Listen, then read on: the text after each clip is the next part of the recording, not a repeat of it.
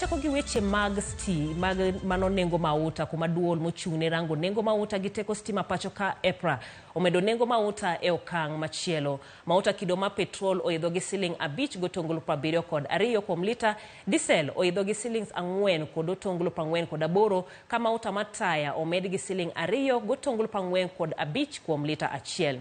Direkta ma EPRA Daniel Kipto lero ni medruok e nengo mauta chako tich ayanga odiochieng' makiny. Kaunti ma Nairobi, super petrol lita achiel idhi usi siling 217.36, diesel 205.47, kaka nyero mausa mataya iuso siling 205.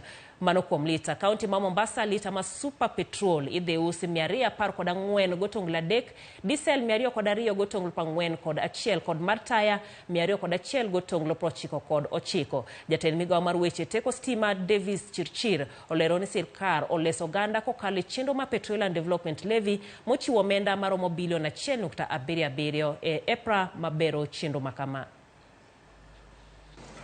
The published prices today is 200 shillings and 99 cents. We are proposing now 205 shillings and 47 cents.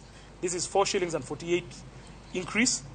And for kerosene, the current price is 202 shillings and 61 cents. We are proposing 205 and 6 cents on account of stabilization. This is an increase of 2 shillings and 45 cents. The money that we take during slightly easy times as a levy, and we keep it in a fund, the PDL, Petroleum Development Fund, and that we use it in more difficult times to basically support Kenyans.